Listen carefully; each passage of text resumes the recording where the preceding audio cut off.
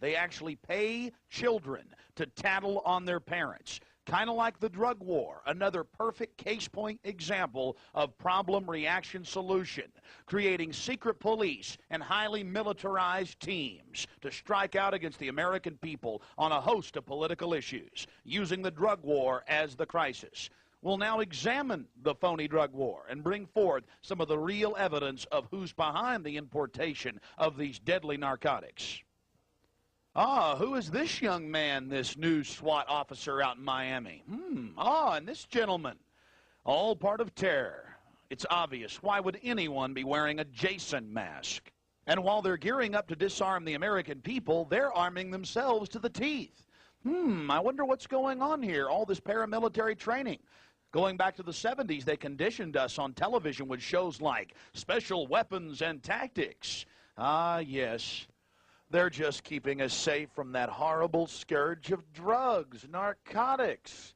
Funny, the more drug interdiction, the more funding, the more drugs get out on our streets. Since 1993, triple the heroin's been shipped into the U.S. That's the FBI's own numbers. Double the cocaine. Don't worry, we'll just create more armored SWAT teams. They turn the poison of drugs loose on the street, and the low-level minions have their excuse to violate the 4th and 5th Amendment, posse comitatus, and engage in asset forfeiture seizure. But again, they're just wearing hockey masks now to, keep themselves safe and us safe. It's not about terror.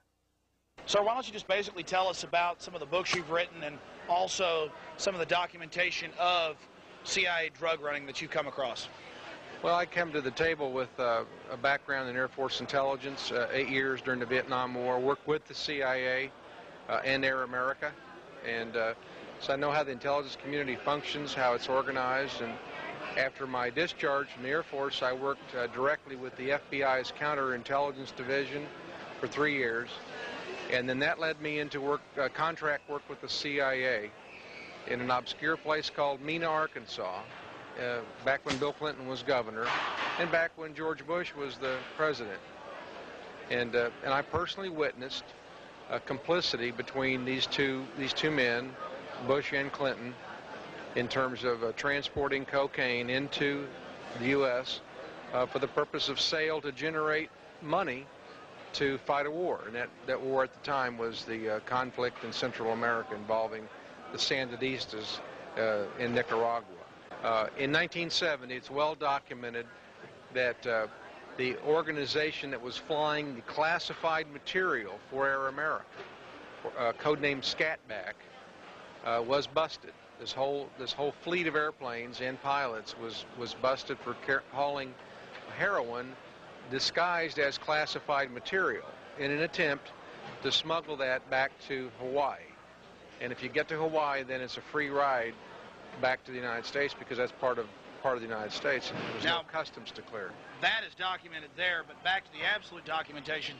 Tell us how you were involved in Mena with then Governor Clinton of Arkansas and President Bush, who had also been director of the CIA earlier in the 70s.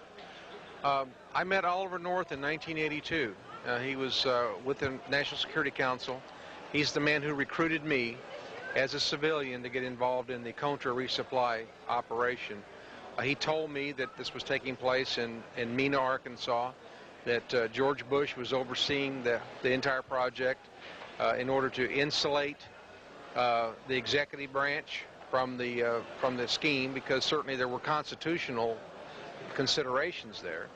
I went to Mena. I met a man named Barry Seal, who I was told was the CIA contractor who had the contract to resupply the Contras. Sure, in fact, I found a large base there under construction. I was hired initially to be a flight instructor. I'm a certified flight instructor. My last tour of duty in Southeast Asia was to assist the Cambodians and equip them to fight a covert war. And here we were doing basically the same kind of training. This time we were equipping Nicaraguans to fight communism in Central America. And did you ever actually see the cocaine, or you just were at the base and knew that it was being flown in? No, after after walking around with blinders on for 2 years, it became to the point I could no longer deny what was going on. And as I document and discuss in my book, Compromised, it's a book I wrote about this subject, Compromised Clinton, Bush, and the CIA. In 1987, I came face to face with a C-130 full of cocaine, just literally tons of it stored in ammunition boxes on a flight that was returning. And from that point on, you know, I couldn't deny it, and I asked for a full-scale investigation and went directly to Oliver North, I might point out, to request for that to occur. And the investigation obviously didn't happen.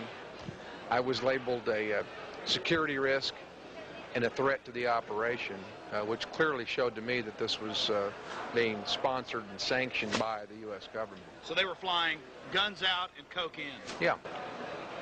Where are we going now today? Would you say that the majority of, how big a percentile of the narcotics coming into this nation are controlled by the National Security Agency or the CIA? I have no way of knowing, but I use logic on these kinds of scenarios. If you are to believe the Pentagon, and I do, we have a security net over this country, down-looking satellites and radar that is designed to stop as small of an incoming target as a as an air-to-ground missile launched from a Soviet MiG out of Cuba. Now, if that's the case, and you can do that, and I believe we can do that, that's been proven time and time again we can, you have to ask yourself, how are all these drugs getting into this country?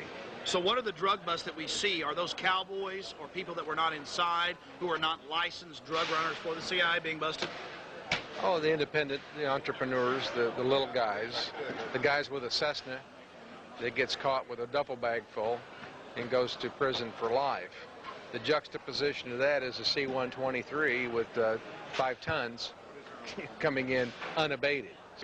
Of corporations, companies, big businesses that are in the drug business and banks that launder the proceeds, and watch them surface because they would go into withdrawal real abruptly. Well, Mr. Reed, just 2 more short questions, and I appreciate your time with us here today. The general public has a gut-level feeling that the information you're discussing is true. Even Esquire did a large article 2 months ago about it in their September issue, documenting it, DEA people, carte blanche admitting it. And we've seen articles in early '97 about the Federal Reserve Bank of Dallas and San Antonio being caught with $3 billion of drug money. This goes to the highest levels. Truthfully, at the same point, isn't the war on drugs also creating the police state that they like? That's my greatest concern. We have not had a war on drugs. We've had a war on our Bill of Rights under the guise of the war on drugs. I never thought I'd ever live to see the day in this country that I fought for to have roadblocks, arbitrary roadblocks. Now, passengers in vehicles have no rights, as you know, that the passenger has an obligation to show his or her identification. Asset forfeiture, seizure. The test case before the Supreme Court as we speak is, are the passengers' belongings in a vehicle subject to involuntary search? And I believe the Supreme Court will go along and say police have the right to stop and search you and me or anybody else in a vehicle. The Fourth Amendment is worthless. It's been trampled on. It's useless. And this is reminiscent of Nazi Germany. Absolutely. If some idiot wants to OD, that's their problem. Don't take my civil liberties. To me, that person who OD'd is a lot less threat than a group of SWAT team officers kicking down a door inadvertently and shooting the wrong guy. And saying it's because of drugs. Absolutely. That's their umbrella.